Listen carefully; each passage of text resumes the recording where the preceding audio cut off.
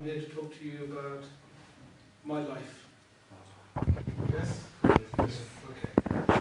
But first things first, if I was to give you advice on doing a presentation, always avoid the spot before food.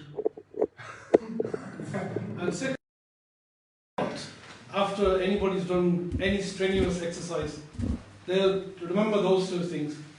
But today's an exception, isn't it? So, firstly, thank you so much to Allenrock Community Forum. The gentleman's gone. We're going to talk to you about work, life, and a little bit about my life as well. So,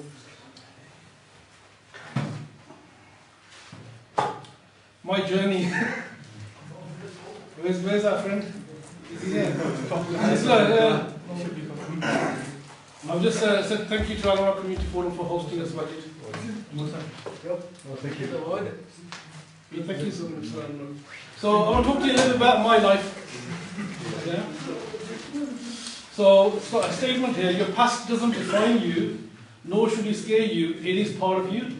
Be comfortable with who you are, where you're from, your parents' backgrounds, where you live, all of that. Very, very comfortable. I'm comfortable. Allenrock, comfortable. I'm Millbury. I'm comfortable in terms of everything aspect of it. But I am 48, 49 now. But there was a time where it was a little bit embarrassing. Yeah. Comfortable in terms of, if I'm wearing clothes from whoever, at the time it was shops in Allenrock, various other things. But it's a journey, and we're going to talk to you a little bit about that. So, I've said today I was born in Allenrock. Not literally on Allenrock, but in Allenrock, yeah. So, some of you will not know, might know this, but this is Saltley Gate. I think it's a mobile phone shop now. But it used to be solely an action centre before. So, upbringing, what I would call innocent, yet constricted. So, those of you that might know what that word might mean, can you help me out? Help the rest of us? Constricted. Anybody? Constricted? Okay, Google that later. I would call it joyful, eventful, hopeful, but as you know, nothing, and actually nothing, goes to plan. And I mean literally nothing. Yeah? But that doesn't matter, does it? Because we can react, we can adapt, we can deal with things. We're all problem solvers here, we can deal with matters, we can adapt, and we can deal with things, yeah? But there's a quotation here that I want you to think about. This is a very powerful quotation. It's by a guy called Alvin Toffler.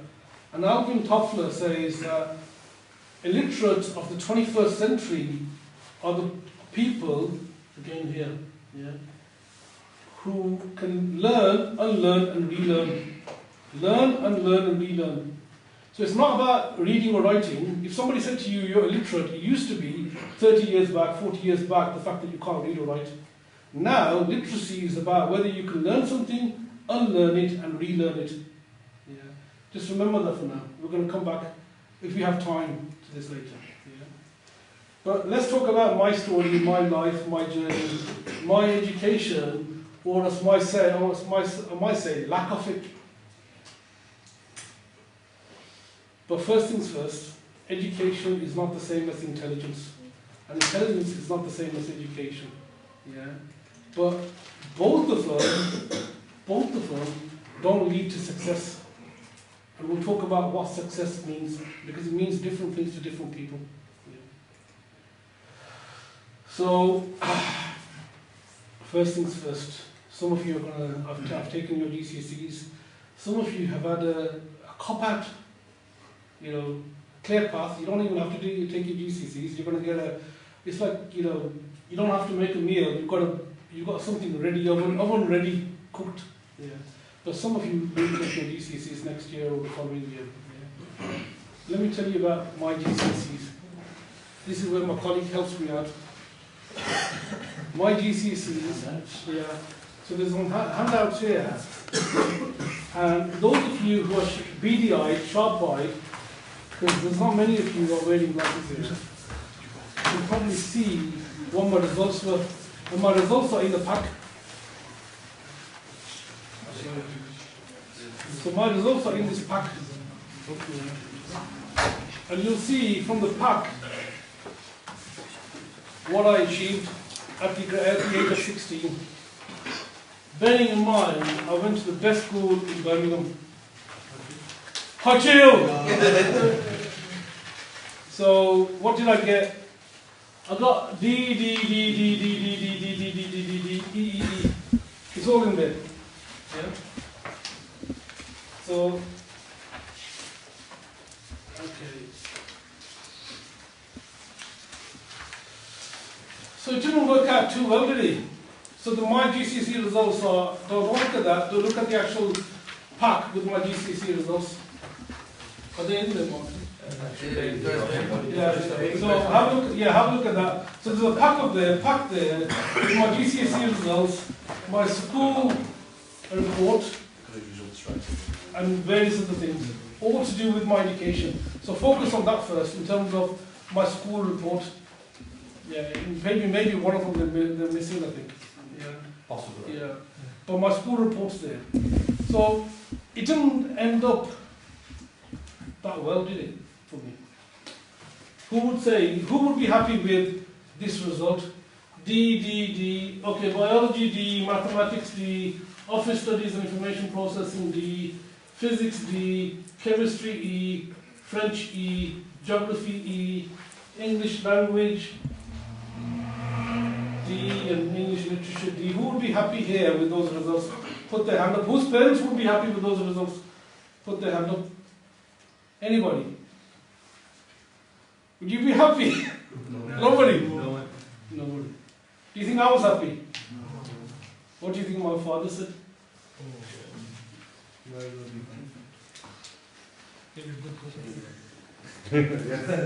Where's the slipper? He used a word that still stick in my memory. It says, not like, was one word. Ulun pata is another word. And be'okuf. These three words, I can't forget those words. Not like, ulun pata, and be'okuf. And he was right. D. Particularly when you've got the potential. If I never had the potential, then that's a different matter. So at the age of 16, what went wrong for me? I lost focus. Because I've said before that, I was on a track to do quite well, but I lost focus. I got married at the age of 16, for some of you that don't know. We're talking about the period of 1988 to 1989. So I got married, I went to Pakistan in 1988. The wedding was there, September 1989. My GCSE results, my actual GCSEs were in May 1989. That's the period I'm talking about. So, 16, very similar to you guys now. Imagine yourself in a situation where you miss your mock exams, and you do your exams, but you're also getting married. It's a different world, but that's the world that I was in. I'm not, claiming the fact that it's a bad thing or a good thing, but that's what we were dealing with. That's what I was dealing with. Yeah. So let's move on then. It didn't end up too bad. Yeah. And I've got the evidence to show you. You've seen the evidence. Mustadi's giving me a little bit of dirty look here, I think. There's some more guests that want to come in and benefit from your talk. Bobby and Ahmed. Yeah, Bobby and Ahmed. Okay, he's laughing at us. There was a time he didn't laugh at him. There was a time, and he still gave me the dirty looks. There was a time they didn't laugh, but there you go. Yeah. But anyway.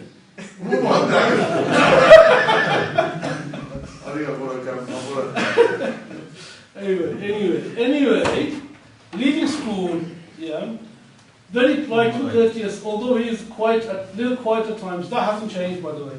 That is your personality. Because your personality develops from the age of 8 to 14. That's really when your personality develops. That's also when your brain is the sharpest, between the age of 8 and 14. Those above 14 thinking it's downhill. It is downhill, actually. Literally, it's downhill. Because that's the age, if you're going to learn a language or if you're going to learn any skills, 8 to 14 is your best age. So when you're doing Quran first, or you're doing anything else, 8 to 14, your mind is like a sponge, your brain is a sponge, you pick things up, and that's when you're developing your personality as well. That's when you're developing your mind in terms of where you are, and you're getting to know yourself. Yeah, you're getting to know yourself. After that, if you want to change, it's going to be where it is. Note the fact that it doesn't mention easily distracted or the fact that I was a class clown. A lot of reports now talk about easily distracted, distraction, yeah, or they talk about something called class clown. This guy wants to be the entertainment. He wants to be the laugh and the joke. It didn't mention any of that. So overall, it wasn't too bad. Yeah. So when the plan doesn't work, what do you do? What can you do? So just think about that. What can you do? If the plan doesn't work, what can you do? So you plan, you actually do something, you check it and you act. It's a continuous cycle. Yeah, that's life. That's your journey. That's anything. If it doesn't work, and most things don't work according to plan, you go through this cycle. Plan, do, check and act. Plan, do, check and act. You revisit it. Yeah. So if I failed, I'm a bit of a goof. I'm a nalaik. I'm an ulul pata. And if somebody says ulul pata, your father says it, he's actually cussing himself. That's what it means, because it's a swear on your father. But if your father says it, you're just saying, you know what, you're just a lost cause. But if the plan doesn't work, what do you do? How do you recover? And this was my recovery. Yeah. My father gave me a choice. He says, I work at IMI. I can either get you a job at IMI or I can get you a job which is not far from here, Unity Biscuits. You learn £40 a week. What do you want to do? That was a shock tactic. I said, bloody hell, man, I need to do something. So I went and did a BTEC first, because my GCSE results, I didn't get any A to C's. So I can't go straight to an A-level situation. I have to go what we call GMQ and a first level, which is even below your, we're just about really resitting your GCSEs. So I did that, yeah, and I did that at a college called Bourneville, which is about 1.5 hours from where my house is. Yeah. I moved on, BTEC National Diploma. I think you get the picture. Yeah. So I followed the pursuit of education. Yeah. Getting the picture? Yeah. Getting the picture? Do you get me? Yes. Do you get me? Do you get me? Yes. Do you get me? Yes. Do you get me? Yes. Yes. So education. So if I go back here, some professional qualifications here. So I really went deep into the whole education, got my degree, got my professional qualifications and all the rest of it, yeah. So, yeah, proud of that. But again, it took the failure first. So I got some of these qualifications, let me go through some of them with you. So I got a degree, yeah. But a degree, in some cases, isn't enough. So I got some professional qualifications in the field of banking, financial services, mortgage advice, banking advice and so forth. Yeah. And some of you are going to think, well, I thought we're also going to talk about apprenticeships. And this is my answer to you. But I think there's a lot of other things we can talk about. Do you agree? Yeah. Yes. Okay. So we're still going to talk a little bit about success and a little bit about failure. But what does success look like to you? Mr. Ali has probably given you many lectures on this in terms of what success looks like. You've already talked about it, you're used to it and so forth. But it's different things to different people. And there's no right or wrong. And it's not one thing, and it's actually a continuous thing. Yeah. For some people, it might be becoming a millionaire. It's like, I want to be a millionaire. Now they talk about billionaire. Yeah. But all of these things, or any of these things, in any particular order, some people it's like work-life balance, work-life choice, big house, big car, money in the bank, family business, happiness, whatever that means. You know, marrying somebody of your own choice for some people. Yeah. Not going to university is successful. The parents not forcing them to university, that's a success for some people. You know, for some it's about balancing your religion, your deen with life. That's a big thing for people. If you talk to young people, that's a big thing. For some others, it's about giving back. It's about working with people who are underprivileged. Yeah. All of these things. Yeah. Professional qualifications, all of these things. Any of these things, one of these things, they're all part of a personal choice. And it's a personal choice. Yeah. Okay. But it changes. It changes. Your definition of success is a journey. It changes and it's evolving. Yeah. There's no one stage. But what it starts off with is about knowing you. What makes you tick? What do you know about yourself? Yeah. This is the key here. And this takes a lifetime. I said to you, I'm nearly 49 now. And I'm still on the journey of knowing myself. But it starts with what you don't like. Because what you like is harder. What you want to do is harder. Something that I don't like. This is something that doesn't agree with me. That's a process of elimination. So if you're going down a particular route of finding yourself, you find things that you don't agree with, you disagree with, what you don't like, yeah, as opposed to I like. Because I like is a harder thing to define than what you don't like.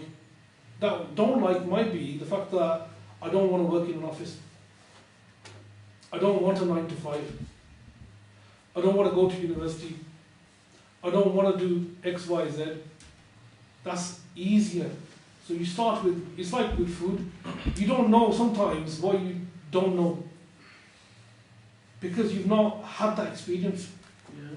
So all of this is about knowing yourself. And this is where I'm going to slightly confuse people intentionally. Yeah. So there's certain things that you know, there's certain things that you don't know. And there's certain things that you know that you don't know, and there's other things that you know that you don't know. But there's also something that you don't know that you don't know. That's a blind spot. So there, again, certain things that you know, certain things that you know that you don't know. Yeah. And there's certain things that you know that you don't know much about, but you know a little bit about. So all of these things come in. But the biggest thing is that what you don't know, you don't know.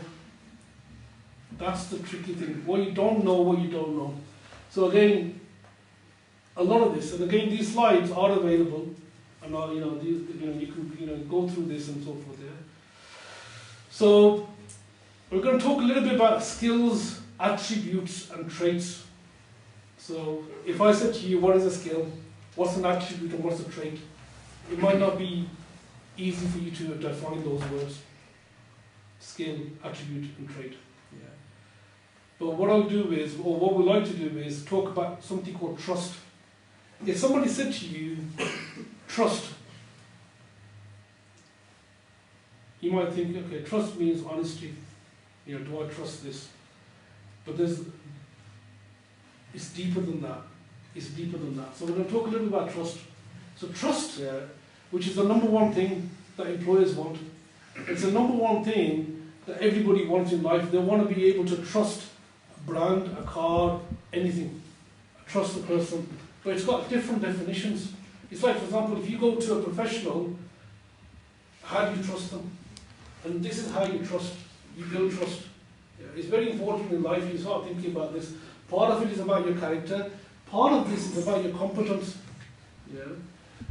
If I trust you with something, I've also got to think that, would you be able to deliver on that?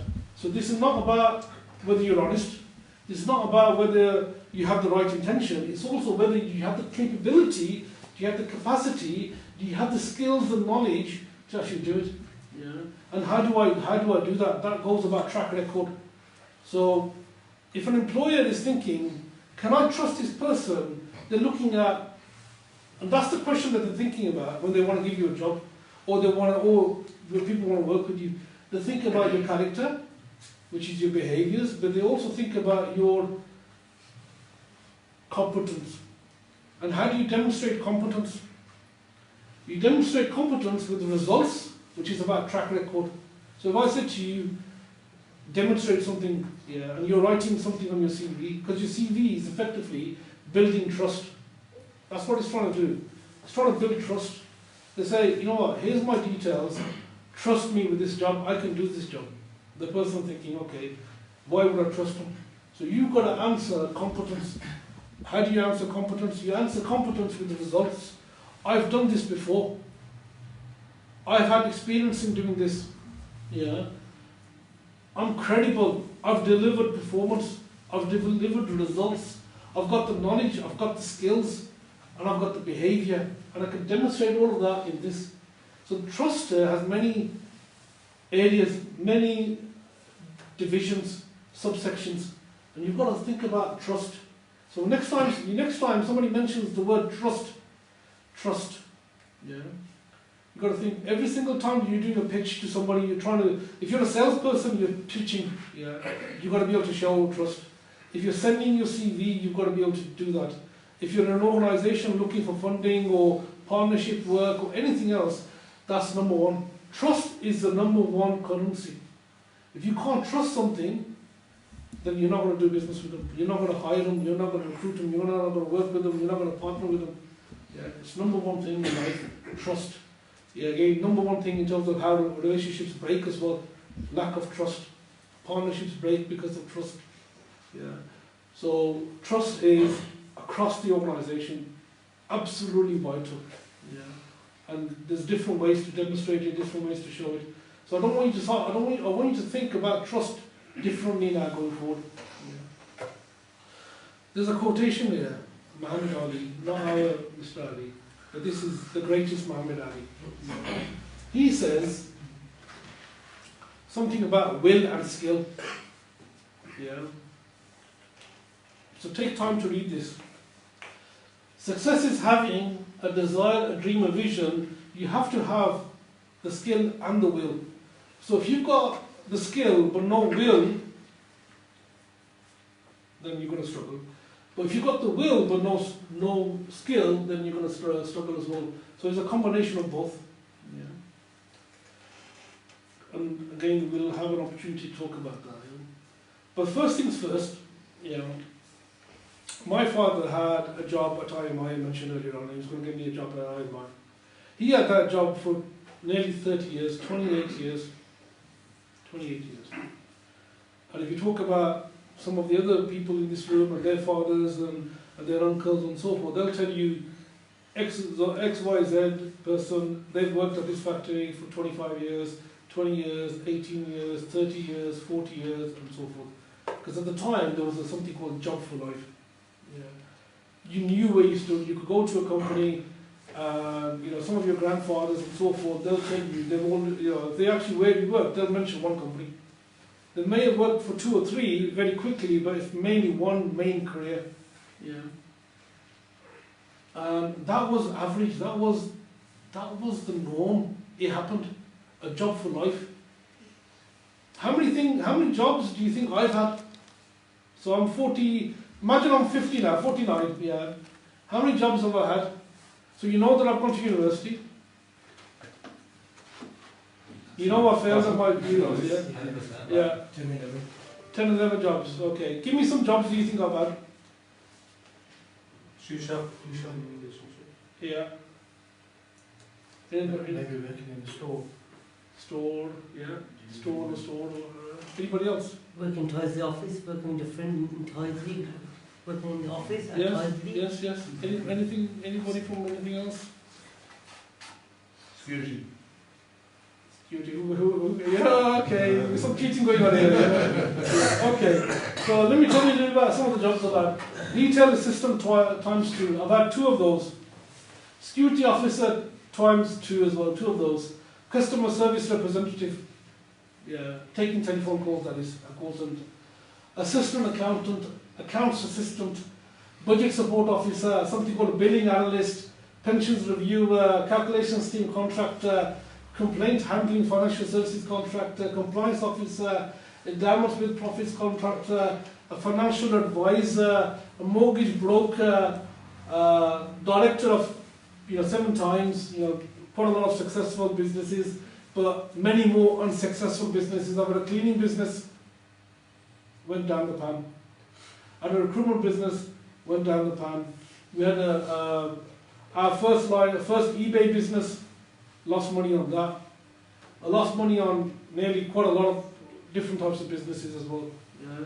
So quite a few businesses. Had a courier business, lost money on that as well.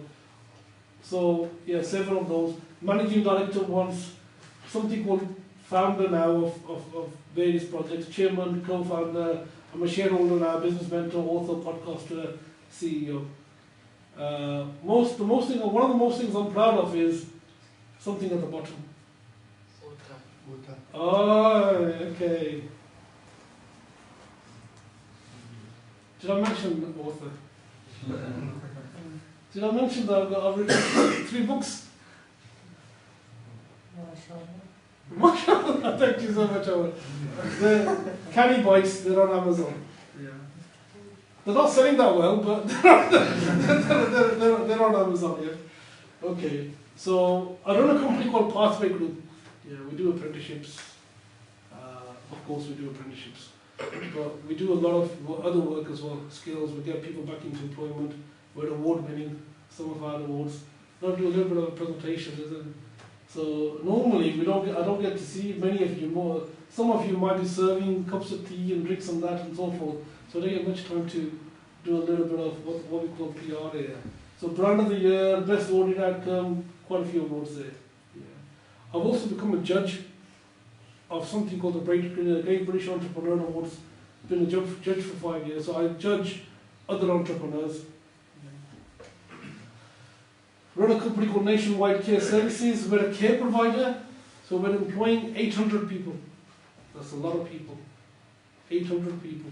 Yeah, think about that. We're the biggest provider in Derby, second biggest in Birmingham, covering Nottingham, Worcestershire, and so forth. There's a lot of people there we're employing.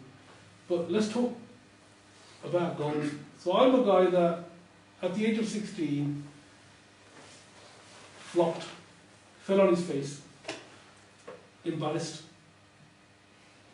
I couldn't look my father in the eye. Yeah. Not the fact that was easy for me, but I couldn't. Yeah. And not only did I flop, but he also said the fact that the rest of them, your other brothers, they're going to go down this particular route as well. So I had a lot to prove. Yeah. A lot to prove. So lifetime goals. This is where you've got to do a little bit of work.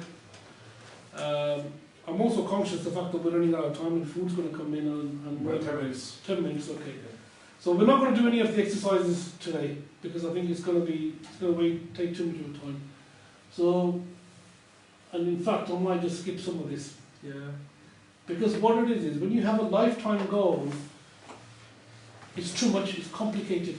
So what you can't think of is, you can't think 20 years ahead or 10 years ahead. You know, there was a time when we went to interview, they used to say, where do you want to be in 10 years' time? Then they started saying, where do you want to be in 5 years' time? Now, you've got to think about a year at a time, because the world changes too quick. You can't be thinking 5 years, 10 years, whatever. You've got to have a vision that this is the sort of life I want, this is what I want to do, but you've got to break it down. Because if you don't break it down, if you start thinking 20 years time, yeah, it's gonna be harder for you to deal with it. If you've got to break it down in chunks and break your goals down, yeah, and write that down in your mind, or even if it's on your phone, and think about your thinking, because you get to know yourself. Yeah, that's a technique which works. So I won't cover your lifetime goals. And then, you know what, we won't go through this. But what I will say is that young people today have got it even harder than ever before.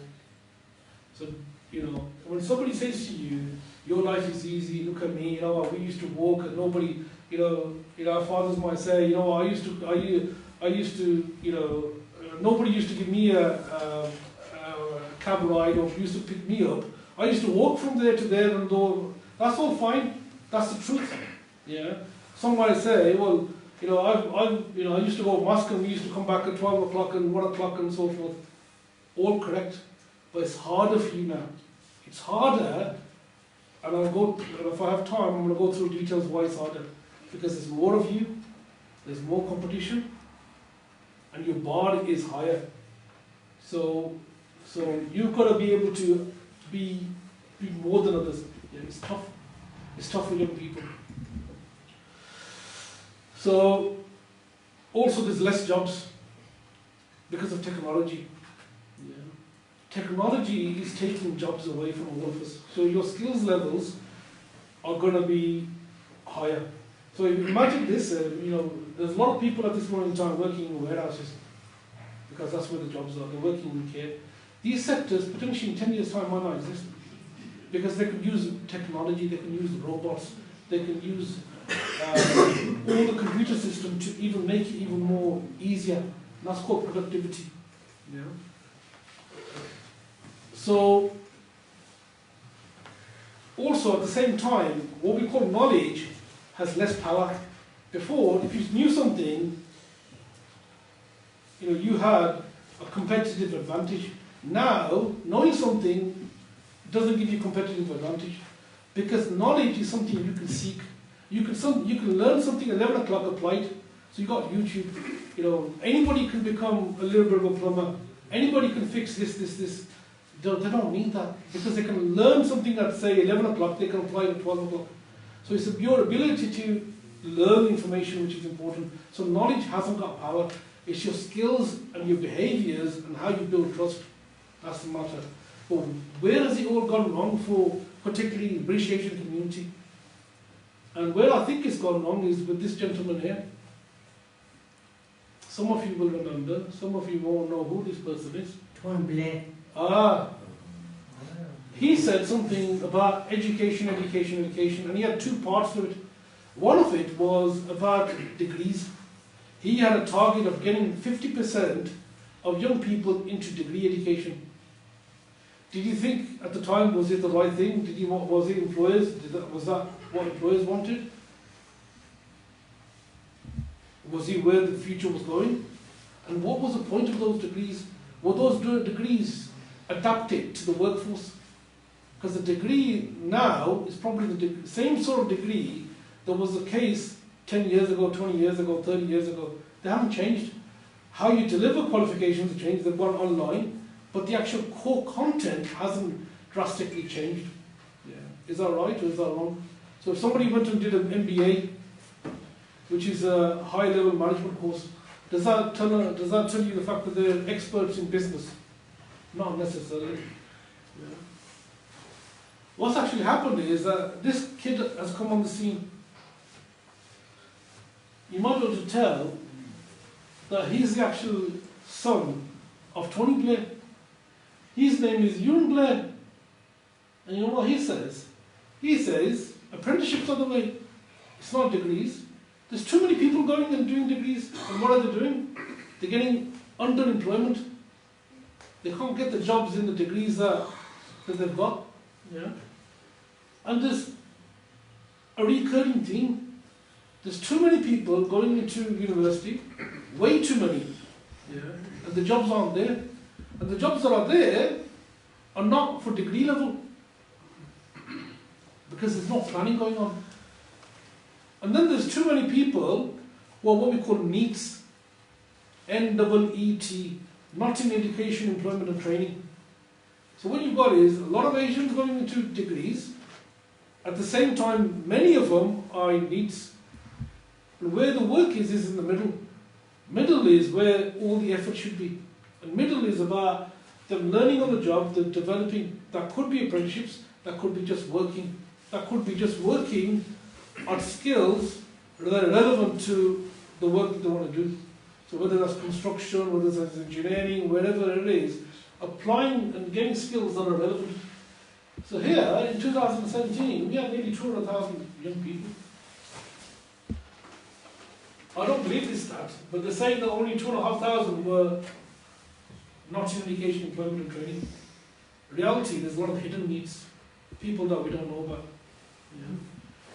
We've got just for the figures, we've got 66 million people in the UK. That's 2019. There was a census done in 2011, and obviously recently, which some of you are aware of. We're waiting on the results of those figures. 11.7 million are young people, so there's more and more young people. It's getting harder, it's tougher. Yeah. Tougher, tougher, tougher. So, BAME Apprenticeship Awards. I'll tell you a little bit about why we set this up in 2016. Because if you talk about apprenticeships, parents didn't know. Parents thought that apprenticeships are for people who are what we call blue-collar workers. Blue-collar means manual. So white collar means office-based. Blue-collar means manual. So you got a blue-collar worker and a white-collar worker. Blue-collar is like overalls. They used to wear overalls. So so apprenticeships are for blue-collar workers, manual grade jobs, and there was a stigma. So if your son, daughter failed, got thrown out of, say, college or didn't want to do it or so forth, then they started looking at apprenticeships. So apprenticeships, for some people, was a second choice. Apprenticeships are wrongly the second choice. They should be, not necessarily the first choice, but they should be on equal footing to anything else. So apprenticeships are not for people that have failed. Apprenticeships are a passage and a right of way because of choice. Yeah, you don't do an apprenticeship because you have no choice. You do an apprenticeship because you have choice.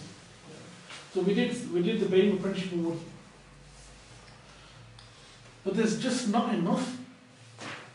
This is an article in a FE paper which says it's a national disgrace. They use this word called BAME. BAME is, some of you will know, it defines Asians and black people together and minority ethnics. So black, Asian, minority ethnics. 10 years ago the word used to be BME, community, also BEM, BAEM. All of these words define black, Asian, minority ethnics.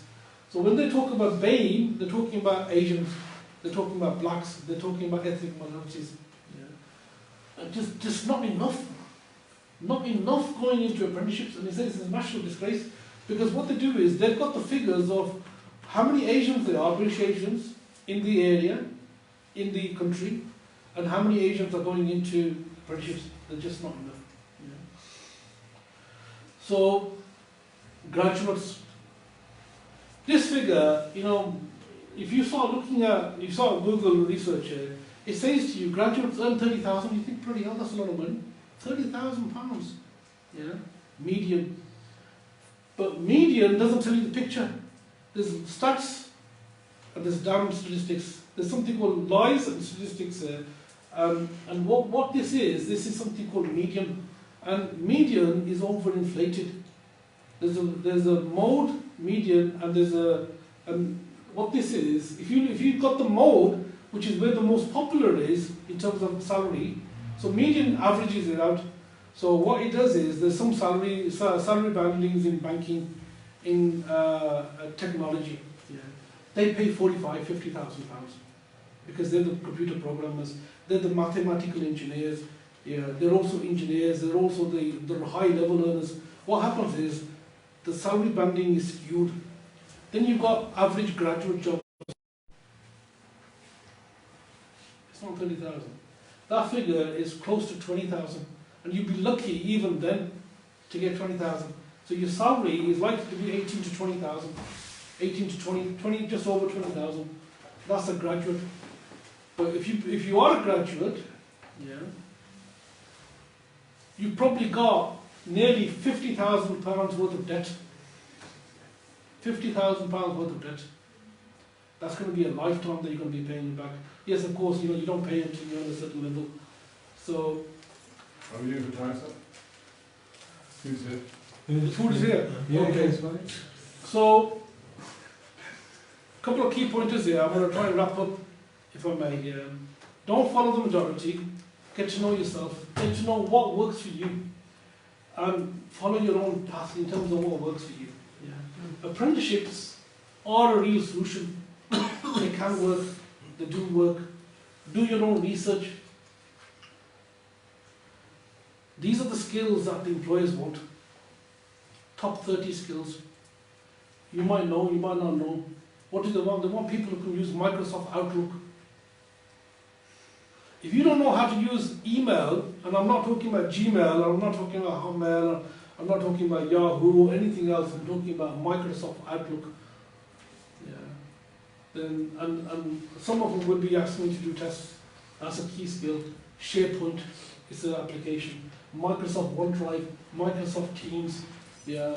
You've got Microsoft Excel, PowerPoint, Power BI. You know why Microsoft is one of the richest? Because a lot of these are Microsoft tools. Yeah.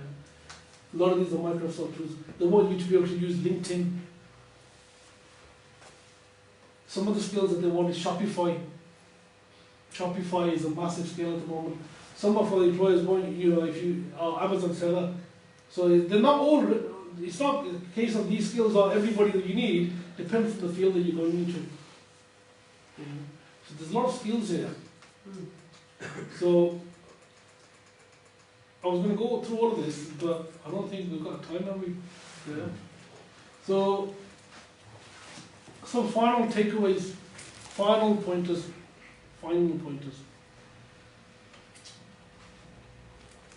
Firstly, nothing's going to go as planned. I told you about my 16-year-old results. Someone knows this, yeah. It's about your ability to react and adapt to change. Don't look for perfection. I didn't get perfection. There is no perfection. Just look at what you can do and improve. It's a continuous journey. Play to your strengths as well. Understand your strengths. Yeah. Sometimes we focus too much on our weaknesses. You know, we're not good at this. We're not good at this. Whatever you're not good at isn't going to give you a competitive advantage. What you're good at is what is going to give you a competitive advantage. So if you focus on your skills, you know, if you focus on your strengths, people will say, this guy is good at this. Because that's what's going to give you the competitive advantage. And what you've got to do is, you can't give up. So these number 3 and 4 are linked.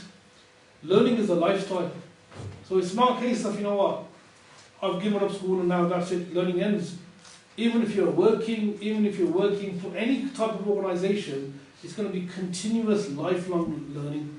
That might not be books, that might not be classes, but it's going to be continuously learning. And you've got to be able to learn and know how you learn. You know, do you learn by visual? Do you learn by somebody showing you?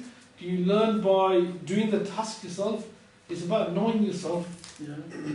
Avoid complacency. Don't rest. Keep doing. Keep striving. Keep challenging. Any thoughts? Any questions? And I don't think we've got time for any questions. No, the guys did have questions. Oh my God! Okay, these are planted questions. No, genuine questions. You mentioned success earlier and what it may be for others, but what was success for you? Wow. Okay, so wow, great question. That was a good question. That was big. So I think the key is working in shorter time frames. So you have a yearly plan. So what you don't do is, again, we have this thing. Success for me, when I was like 14, I used to walk down Brockers Road, going to Hudgel, and I thought to myself, wouldn't it be good to have a house on Brockers Road? I wasn't thinking Bromford Road, I wasn't thinking Coleshill Road, I wasn't thinking anything else. For me, Brockers Road. That was success for me. But what happens is, when you grow through your mind, and your mind changes, and it's good to change your mind. This U-turn, don't do a U-turn. The people who change their mind are the people who are actually more advanced than the people who don't. Because what it does is that to say that I've changed my thinking. So my success, or what was success, is ever evolving, ever changing. So it's not like a destination. At this moment in time, it's about growing, because you've got to grow. If you don't grow, you become stagnant. If you become stagnant and you don't challenge yourself, it's a downward trend. So this is where your work has to be challenging, your work has to be fruitful, and it has to give you value, and you have to give value. And if you can get that, then I think that's a good. You faced when you started Pathway Group? let me say to you, you know this business that I've started, Pathway Group, Nationwide Care Services. This is at the end of my sort of failure. So, for example, I'm say 49 now. Pathway Group was started in 2008. Initially, the business was started in 2000. We failed. Had a centre in Stratford Road that failed. We started again. We failed. I was in debt. So by the age of 2005, I had credit card debts. I had no money. Yeah. But there was no business, nothing. So from 2005 to now, which is really the last 15 years, is where we've built the business up. So Nationwide Care Services was the care company. I started that in 2005 with 2 other colleagues. I had a minor heart issue. So at the age of 33, I was effectively, it's an angina attack. So I had a little bit of a heart issue, which basically took me out. My father passed away in 2007. So your first 3 years of business is always going to be a struggle. If you can earn anything in that particular period of time, even first 2 years is going to be a struggle, but usually 3 years, it's about surviving and thinking that you can stabilize that business. It's only when then you start thinking about, is this what I want to do? Is this the right area for me? And what you call double down. You get obsessed by it. And when you get obsessed in a positive light, then that's dedication, which is different to motivation. Motivation is temporary. Dedication is you living and breathing it. You're thinking about it continuously. It's like when you're thinking about, say, fitness. You're on a fitness regime, and you think about your weight. You think about going to the gym, and you might even be able to go to the gym 2 or 3 times a day. If you're completely obsessed, you go in the morning and you go in the evening, because you're obsessed by it. You'll push yourself. But it's about maintaining that. That's dedication. Okay, I think we've got one final question. May you always ask a question. No? Okay. Last chance, guys, quick. No. These are plenty of questions there. Confidence. Sorry? Confidence. If you haven't got a plan, you can't do nothing. You have a plan. Can't make a building unless you can't make a building. You don't know what to do. Always work with a team and follow and listen to other people. Don't. Wow. Well done, Thank you. Okay, no more questions. Okay, on that note, can we have a round of applause to the